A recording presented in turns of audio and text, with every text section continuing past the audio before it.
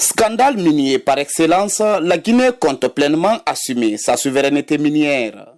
Depuis quelques jours, l'assainissement du cadastre minier a permis de retirer près de 200 permis de recherche et d'exploitation et de les reverser dans la réserve stratégique de l'État. Un choix fort du président de la République, le général Mamadi Doumbouya, qui s'explique par le désir de transparence qui veut amener les entreprises minières au respect de leurs obligations. Remercier et féliciter le chef de l'État qui a pris la décision courageuse de redonner à la Guinée sa nouvelle souveraineté en termes de mines.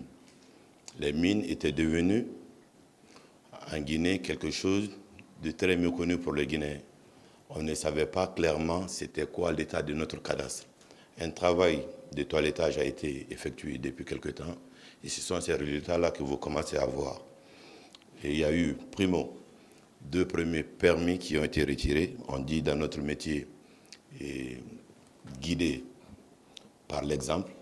L'exemple, ce sont les 2 premiers permis que le CNRD a signés sous l'ère du général Mamadi Doumbouya. C'était les permis de Kebo, mais aussi le permis de Guiter. Au nom du non-respect du code minier, il a pris l'exemple déjà par retirer les 2 premiers que lui-même il avait attribués. Ensuite, le travail d'assainissement a continué sur 51 permis. C'est des permis et des concessions d'exploitation industrielle et semi-industrielle. Ensuite, ça a été le cas aussi de quelques permis, une centaine de permis de recherche. Et dans les jours à venir, nous avons dans les pipes également près de 90 autres permis de recherche qui devraient être remis dans la réserve stratégique de l'État. Ceci pourquoi? C'est pour permettre à l'État de voir plus clair dans ce qui se passe dans la Guinée profonde, surtout dans nos terres. Ce sont nos richesses. Il faut que les richesses appartiennent à la Guinée et que ça profite à tous les Guinéens. Donc en les mettant dans la réserve stratégique de l'État, un travail sera fait pour que ça soit attribué aux meilleures personnes et que, conformément au code minier, que les projets soient développés dans l'intérêt de la Guinée et des Guinéens. Ces mesures ne sont pas des mesures improvisées, ce ne sont pas des mesures arbitraires. Elles ne s'inscrivent pas non plus dans un registre de sanctions. Mais l'objectif est de reconstruire le secteur minier pour le rendre plus performant, plus crédible et donc respectueux des règles. Il ne faut pas oublier que de ce dont nous parlons, ce sont des contrats. Alors des concessions, des contrats de recherche ou autre chose. Ça veut dire des engagements que 2 parties prennent. Lorsque une des parties est défaillante, les procédures judiciaires, notre code minier offre des mécanismes pour l'État de rentrer dans son droit ou la société contractante lorsque celle-ci sent qu'elle est lésée pour rentrer dans son droit. Il s'agit donc de veiller à une bonne application de nos textes de loi et envoyer aussi un message positif à tous les investisseurs en disant que la Guinée va être de plus en plus attentive sur les contrats qu'ils font pour faire en sorte que les gens puissent respecter leurs engagements. C'est facile de venir en Guinée, dire, si c'était facile de venir en Guinée hier, dire oui, je m'engage, donnez-moi une concession, je vais investir 20 milliards de dollars pour mettre en valeur les ressources qui sont là, et puis le contrat est signé et la personne réparte. Des années passent, des années s'écoulent, à la recherche peut-être de meilleures opportunités de spéculation, comme quelqu'un d'entre vous l'a souligné. Et puis la Guinée, son économie s'arrête, ses espoirs s'amenuisent. Il ne sera plus possible.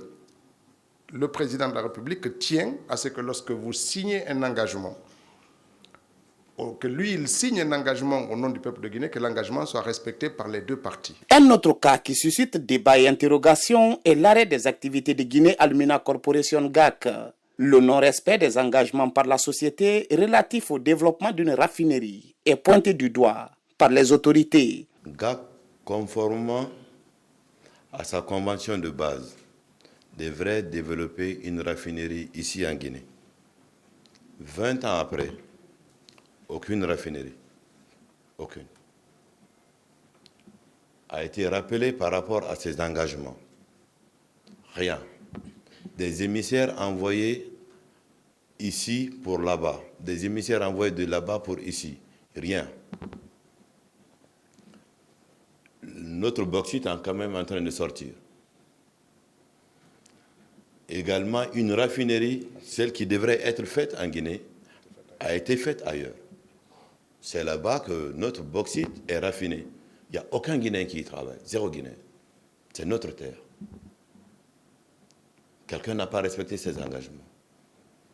Quand vous regardez les conditions de fiscalité qui ont été accordées à GAC pour permettre de développer cette raffinerie-là, c'est extraordinaire. On pourrait penser un autre permis minier spécifique pour GAC. Mais malgré tous ces avantages créés par l'administration, GAC ne s'est pas acquitté de ses obligations. Nous ne sommes pas ceux-là qui sont des va-t-en-guerre. Sinon, des négociations, des émissaires n'allaient pas être échangés. À l'heure où je vous parle, une mise en demeure a été envoyée à GAC. La mise en demeure court. À terme, l'État prendra ses responsabilités. Ce grand oral des ministres porte-parole du gouvernement et de la présidence de la République n'a pas occulté les spéculations en lien avec la disparition d'or de la Guinée. L'info fait le show gras de la presse, mais le général Amara Kamara et Ousmane Gawal Diallo rassurent les Guinéens et affirment que le gouvernement sait où se trouve son or. L'or de la Guinée, on sait où ça se trouve, c'est dans les mains de qui? On a récupéré une bonne partie. Ce qui reste, on sait comment et quand récupérer. Mais il y a eu beaucoup de vagues, il y a eu beaucoup de bruit pour rien.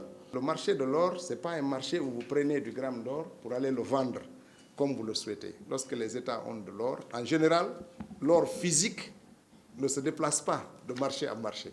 Mais ceux qui ne savent pas, ils croient que c'est comme ça. L'or est certifié, un papier vous est remis qui correspond à une vente, à une valeur, et c'est cette valeur-là qui bouge. L'or est stocké quelque part physiquement. On ne prend pas son or dans une valise pour aller déposer dans un endroit et dire je quitte le pays là, je vais dans ce pays. L'or ne se déplace pas comme ça. Mais comme nos chers journalistes d'investigation ont beaucoup de connaissances, on va laisser le feuilleton se poursuivre quand même, mais la réalité est tout aussi simple et toute différente. Cet exercice de redevabilité met en lumière la volonté du gouvernement guinéen à faire des mines un catalyseur de l'économie nationale et un tremplin pour l'émergence de plusieurs secteurs porteurs de croissance. L'autre volet de ce rendez-vous avec les médias, c'est la volonté des autorités de la transition à œuvrer à ce que le référendum se tienne à bonne date. C'est pourquoi invite est faite à la population à massivement participer au recensement biométrique en cours dans le pays.